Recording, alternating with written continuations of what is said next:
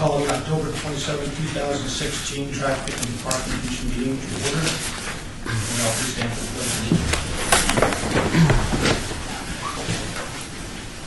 allegiance. I pledge allegiance to the flag of the United States of America and to the republic for which it stands, one nation, under God, indivisible, with liberty and justice for all.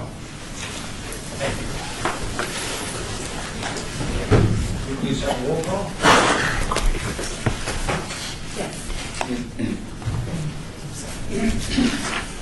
Chair Turner. Vice Chair Carr. Here. Commissioner Stegner. Sorry. Commissioner Burke. Here. Commissioner Erickson. Excused. Commissioner Toussaint. Here. Commissioner Aguilar. Here. And Commissioner Jeff Richter for Sheriff Jeff Lee. Sergeant Jeff. I'm sorry, Sergeant. For Metro? Yeah, here. Thank you. And Commissioner Bauer. Yes. Thank you. This meeting has been properly noticed and has been posted in accordance with the open meeting law requirements. Yes, it has. We have public comment. During this portion of the agenda must be limited to matters on the agenda for action. If you wish to be heard, give your name for the record. The amount of discussion as well as the amount of time any single speaker is allowed may be limited. Is there anybody that wants to speak on something besides what's on the agenda tonight? None? Okay, first discussion item is possible action to approve the final minutes by reference of the regular meeting of June 23rd. Do I have a second? All those in favor? Aye. Opposed? That passes. Okay, the first discussion item on the agenda is item number 5. It's the discussion for possible action regarding the installation of speed humps on Gilmore Avenue between Bradley Road and Tom Boulevard. Mr. Jansen? Good afternoon, everyone. For the record, Mike Jensen, Transportation Manager, Department of Public Works. The Transportation Engineering Division has received a petition from residents requesting the installation of speed humps on Gilmore Avenue between Bradley Road and Tom Boulevard. It's close to a quarter mile in length. Traffic studies were conducted on the street and showed that there were 155 vehicles per day traveling on that street. 800 vehicles is the warrant that was established by City Council to meet the criteria, minimum criteria on a volume standpoint for speed humps. The 85th percentile speed was 55. The road is posted 25. Gilmore Avenue is not an emergency response route, but since it did not meet the minimum criteria, the city traffic engineer has denied the request. The requester has appealed that decision, and that's why his appeal is being brought before you today. We did send out a survey to residents who front the corridor. 12 property owners were sent the survey. 7 came back in favor of the speed humps, and 0 came back opposed.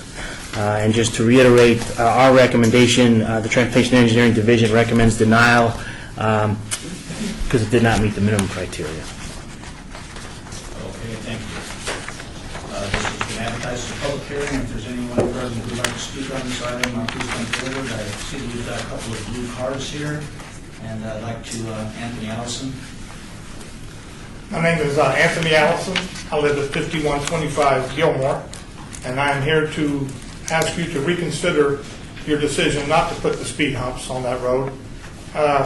It is a quarter mile long, and the traffic does sometimes go, like he said, at least 55 miles an hour. Excuse me. I'm sorry. sorry.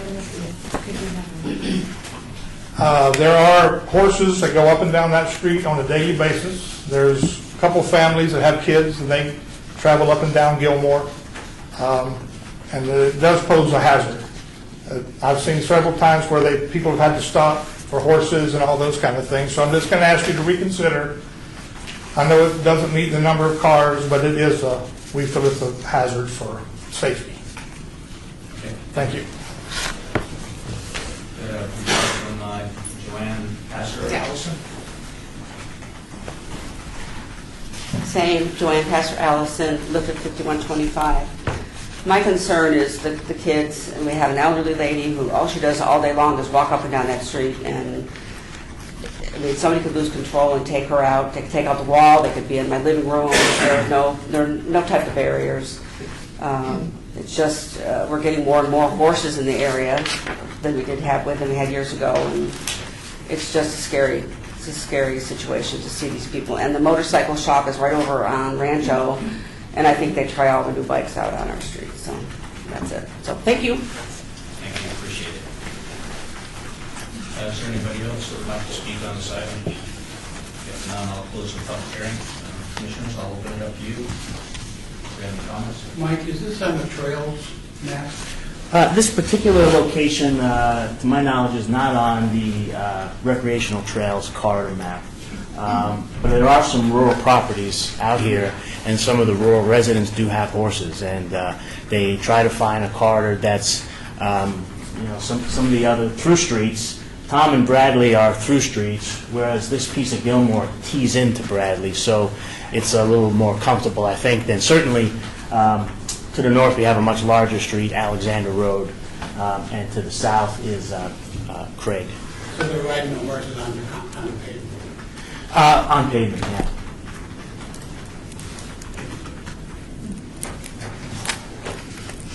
Greg Toussaint.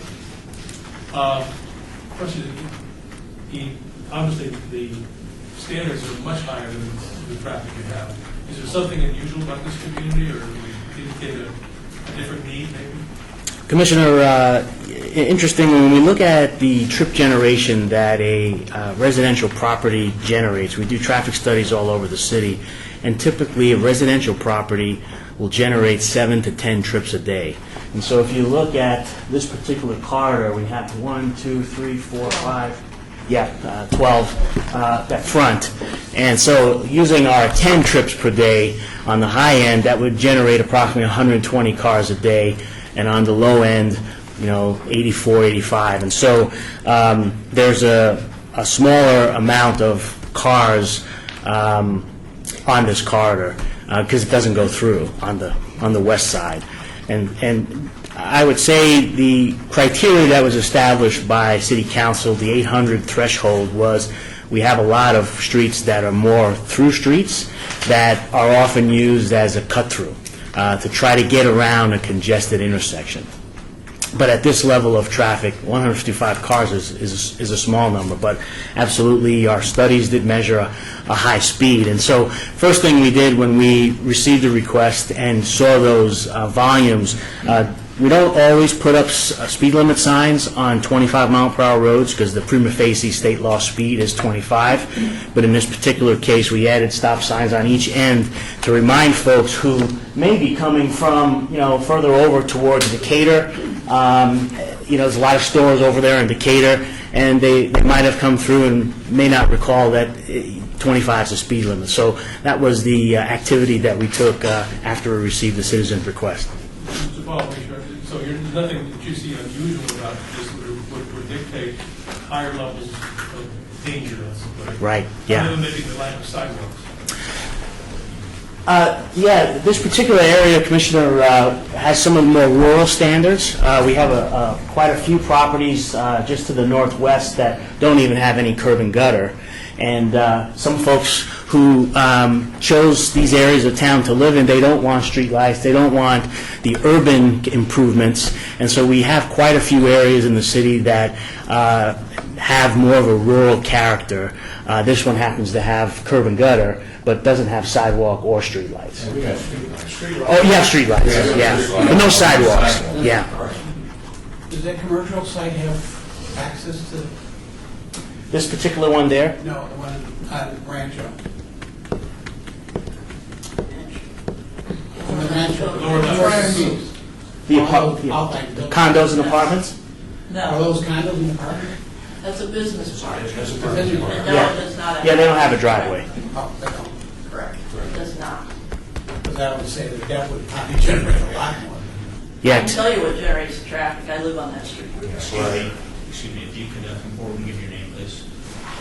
What do I need to do? We've already closed the public hearing, but if you can give your name, please. Mary Kramer, 5209 West Gilmore Avenue. Thank you, go ahead. On the east end of Gilmore, though, Gilmore and Tom, everybody know where I'm pointing? To the right, to the south, right there, is Roadkill Grill. Anybody of any age in this room, and you're probably all older than me, and I'm old, knows what Roadkill Grill is. So people come in off of Rancho, they go down Duncan, they hit Bradley, they scoot through to Gilmore to get to Roadkill Grill. That's where we've seen the increased traffic from, and the increased speed, to be honest with you. Not opposed to having Roadkill Grill there. Love their environment. We fought for them. As a community, we fought to keep them there.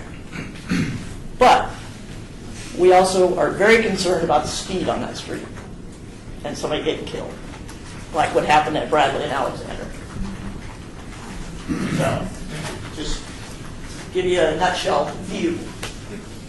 Commissioner Turner, I tend to agree with her. I know the area very well. I used to go to John Lewis all the time. Yeah. And so I think that is part of the problem with the traffic out there. There's a lot of people that go to Roadkill Grill now, and they do cut through those streets. So that's, you got to keep that in consideration. Mike, I went over there and hung out to see what was going on over there. I didn't go on a high traffic day, so I can't speak to the traffic. I think it's remarkable that out of 12 homes, you have 7 responses. If you had 200 homes, I wonder if you would have the same percentage of responses. But clearly, you guys are highly organized to make your voices heard. We know our neighbors. We all live on the street. So, but we're so far below the required points. My question is, do you feel or have you considered, has there been any consideration to livestock or horse crossing signage there? And before you guys get upset, I'm just really looking at, if there's a no to this, what is the possible positive that we can get from this? Commissioner, we have a wireless camera that we use when we do some of our traffic studies, when we hear things like that there's periods of the day when there's a lot of horses using the corridor, and so we could deploy the camera and try to document that activity so we have that additional information. From the city traffic engineer's perspective, the warrants established by council, that 800 number, is the number that we're stuck with, but certainly the Traffic and Parking Commission can consider other elements. And so that's kind of why our recommendation was denial. Absolutely, the citizens for this corridor are very interested in the keeping their neighborhood real nice. You recall we had a request at our last meeting where we might have gotten 10% of the residents respond to the survey. So with such a high response, there's no question that we've got citizens here that really care about their community. Mike, on your 85th percentile, how many samples were the 155? Excuse me? How many were samples on the 55? You mean the raw breakdown? How many were in that group?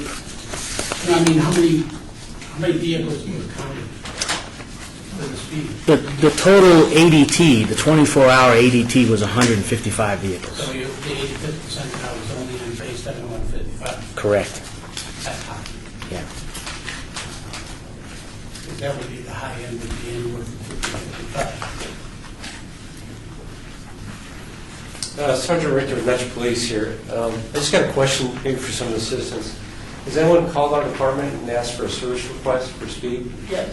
Okay, and just explain to you guys how those work. Talked to a guy yesterday. in Starbucks. Is we get service requests all over the city, as you guys know, and then I'll send one of my officers or myself and we'll go work it. The problem is the effect is temporary. So we go there, we write some tickets. Sometimes we catch people that live around there. But, with the resources that we have, we go, we can work it, but it's a temporary effect. My opinion is the speed bumps are something that's going to permanently slow them down whether we're there or not.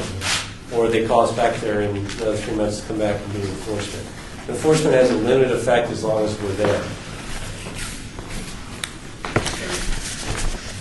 Sergeant, just to add to your temporary, when you do spot enforcement, absolutely it changes behavior for a certain period of time. We also have a speed trailer that we will also deploy to put out and let folks know, hey, your speed is this. And that also does some temporary assistance, but when we move that speed trailer to the next location in the city, after a period of time, same thing kind of happens. So I can totally appreciate what you're saying.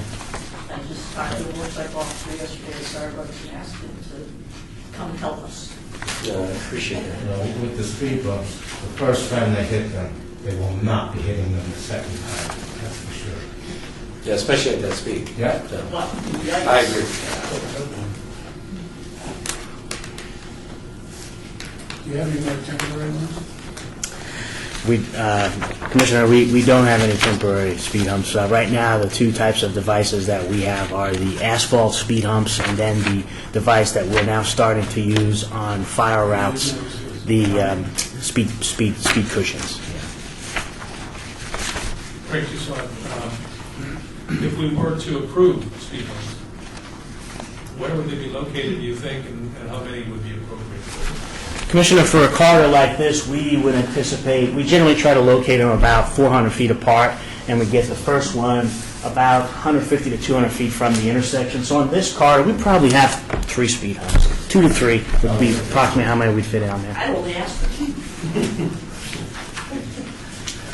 Perfectly honest with you. I would definitely do the trick. This Commissioner Turner, seeing as how this isn't a primary response route, I really don't have a problem with it. I understand the concerns, so I'll leave that for Commissioners to make a motion. Craig Tucson, I move to approve the speed bump. Second. All those in favor? Aye. Opposed? With that passes. No. Okay, thank you. This is just a recommendation, it still goes to the city council, so you need to make sure you show up at that meeting.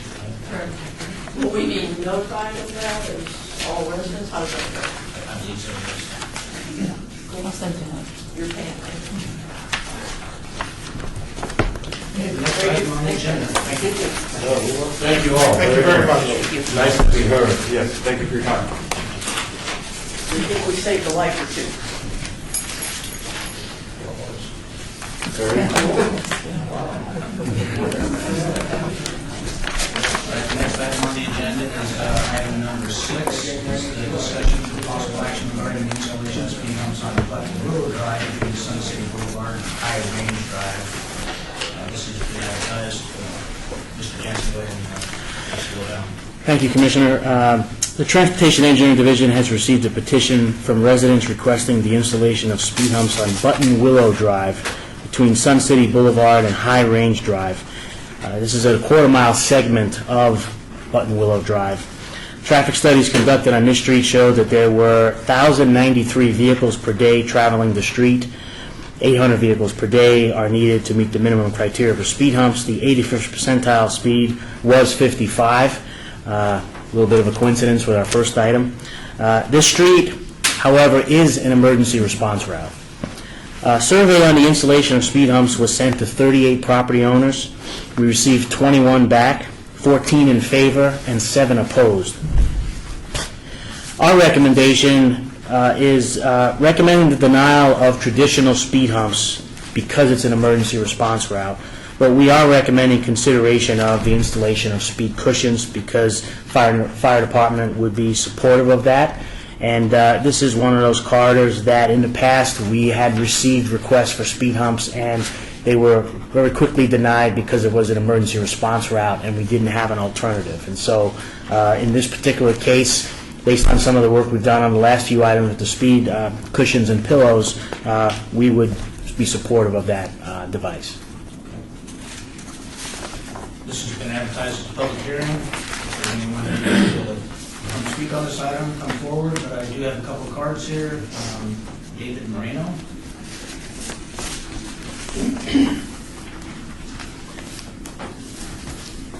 Hi, David Marino, 10224 Button Willow. I'm right there where the first speed bump's going to be.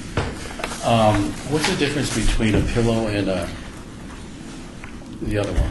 Great question, sir. Just for the record, Mike Jansen, Transportation Manager. A speed pillow has a gap in it that allows a fire truck to go down the street without being slowed down. And in particular, in Sun City area, they have a lot of calls. Biggest concern of the fire department is a traditional speed hump would cause them to slow down significantly, and that minute or two responding to an emergency Right. could be significant.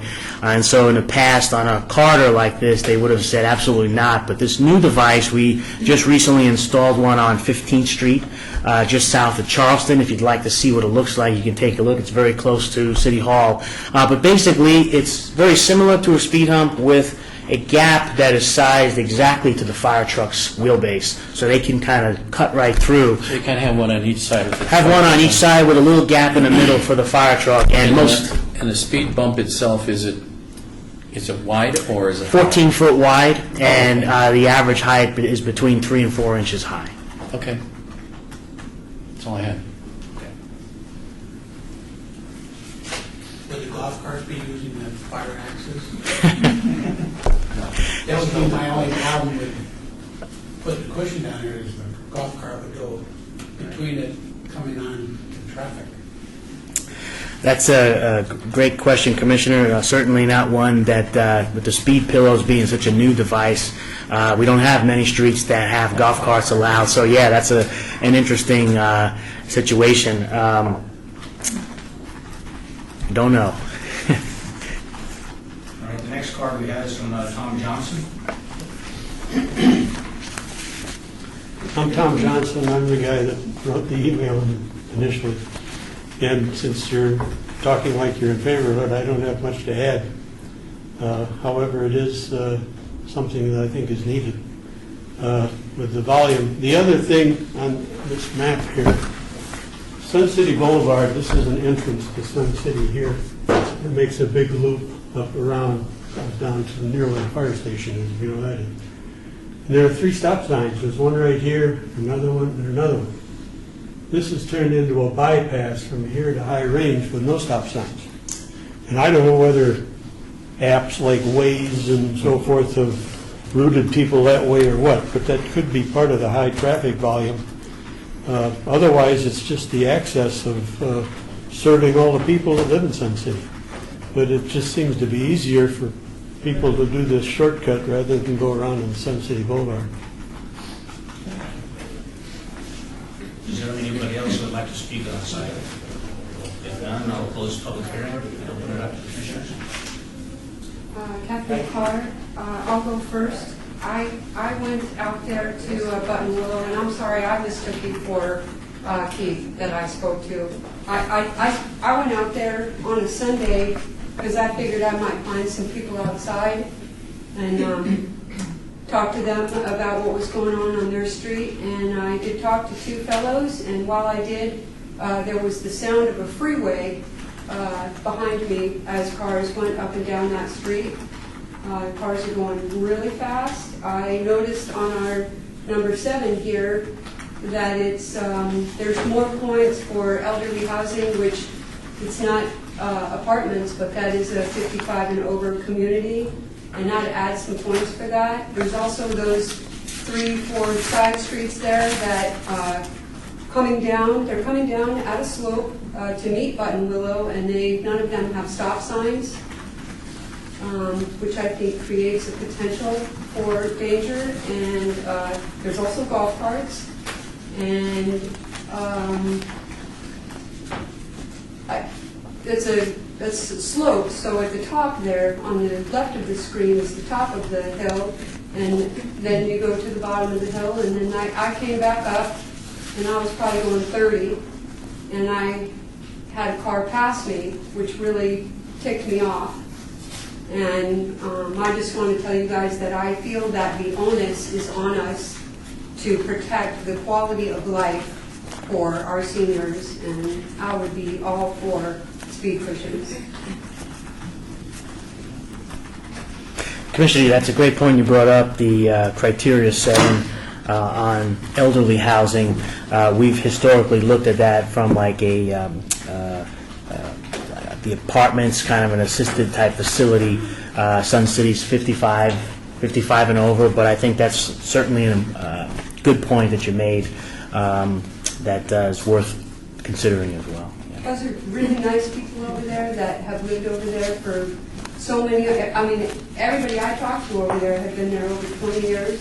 And I really feel that now that we have this beautiful thing that can really protect the quality of their life, this is one place where, boy, we really ought to put it to good use. Commissioner Burke, I really have a problem with golf carts moving into the center of that road at a lower speed, at 80% out of the 55. Is there a way to modify the cushion with the fire department to not allow a golf cart to move through there? Commissioner, I think the challenge will be is once the gap is there to accommodate the fire truck, if someone has a really small car, a little, maybe even a Mini Cooper or something really small, or a golf cart, if they want to go through there, they're going to be able to. There's really not going to be a way for us to meet the criteria of the fire department and not have someone try to squeeze through, such as the golf cart. But I will say the speed limits, I think the speed pillows, cushions will take that 55 down quite a bit, just because you'll have to slow down. And if it functions more like our traditional 25 mile per hour streets, having golf carts intermixed with those vehicles as cars are coming out of driveways, that's pretty common in Sun City. And I think the speed humps would allow that safety to come, bring the speeds down. Mike, to this point, do those humps go to the edge of the curb and gutter, or is there a possibility of maybe bringing it out 2 feet from the edge of the curb and gutter so that potentially a 4-foot wide vehicle might drive on the edge, where it would still have the hump in line for a regular sized vehicle, they'd have to slow down? Is there any chance of maybe widening that a little bit, the space where there's not the hump, to allow the golf cart to pass through? Commissioner Bowes, I think what you're saying is along the curb line to leave a gap for the golf carts and try to promote them to use the curb line gap versus going through the middle. The only challenge is parking. If there's parking on the street, then that gap, won't be available certain times. Yeah, I mean, it's certainly something we could look at. That's the beauty of the speed cushions, is they're adjustable. We buy them in different sizes to fit the street. So certainly something we could look at. It could be that we could do a test case, since these would be the first speed cushions we've installed in Sun City, if approved. We could have one of them installed with that gap just to see how that works. The other thing is the speed cushions, if we don't like it, we could always come back and drill in the piece. So, I mean, that's, the asphalt speed humps are, you mobilize the asphalt, it's more costly, but these units are portable, and so it gives us a little bit of options. And our senior engineering technician, Jim Digway, has some comments as well. The cushions are about 6 foot wide, and we put one generally in the center of the street, leave a 2 to 3 foot gap, and then one on each side of it. So the fire truck can go down the center of the road. A normal vehicle, one axle has to hit it, but there's no way for any small car to go without hitting those cushions. Because of the little piece in the middle. Well, you've got 3 6 foot wide pieces. Yeah. And so you've got a gap between the 3 of them, so that the fire truck can not have to hit them. So the gaps are for the wheels, not for the whole unit. Right. Yeah. So if you wanted to drive down with your car, one You side could do or it the other is because going the to hit. wheelbase is different. Yeah, and then we leave the gutter open for rain to go through and not Oh, block wait, that. Mike was describing, I thought there was a gap in the middle. But if it's only for the wheels. For the wheels, yeah. It's three cushions, Yeah. usually in a set, unless it's a wider street, then we'll go with 4. But an emergency vehicle, their axle base is a little bit wider than a regular vehicle. And I'm sorry I didn't put pictures of the speed cushions on the contract. If this were not an emergency pathway, we would have through this a long time ago. Commissioner, that was my feeling when this request came in, was My that, feeling is that we now have a solution that solves the problem, and I move that we approve the speed hump, speed cushions. That's my motion. All those in favor? Aye. All those opposed?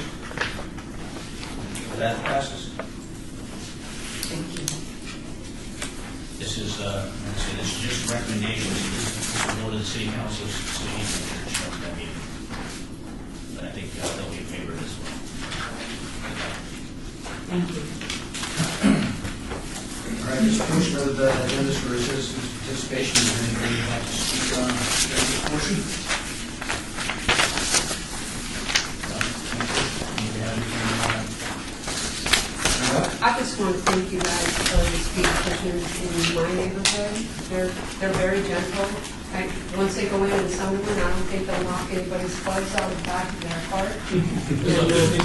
And we're seeing a real slowdown in people that live on that street. Are really very happy. This is on 15? Yes, sir. Can I just make a general comment? Sure, absolutely. Once the rest of the people in Sun City see this, they're probably going to get a lot more requests. Because Sun City's a real unique community, in that, well, first of all, you got 13,000 old fogies like me, you know, and they can't see over the steering wheel, and they got their poodle in their lap, but everything else while they're driving. And, Put me in that category. and all the streets in Sun City are 25 miles per hour, except for Del Webb Boulevard, Sun City Boulevard, Thomas Ryan. They're 30. And I've often thought it might be better just to take the 9 entrances that go into Sun City and put signs up, say Sun City speed limit 25 miles per hour, and just have 25 for the entire community. It's not gated like so many others, but even so, with a program within Sun City through their monthly magazine and all, train the people to drive at 25, and that's what it's supposed to be. Like I say, the speed bumps, I think there's a lot of streets that have a lot of high volume speedy traffic on them. if I could just add to that, in light of the very positive feedback we received on our first installation on 15th Street, we are in the process right now of identifying requests for capital improvement funding. And so we have a draft project in place to ask for funding for citywide requests that may come in for speed cushions, because the reality was we didn't have a choice before because they were primary routes. And we, as the gentleman said, we think we're probably going to get some additional requests for those locations that previously we couldn't do much. So trying to anticipate that, we'll be requesting a allocation of funding in case those requests do pop up. Good luck trying to figure out how many you're going to need. Everything double. Have they stabilized the price on these yet? They're still very new, Commissioner, so, right now we're dealing with one particular vendor, and we'll see if they get more popular. Maybe, there might be a few folks making them.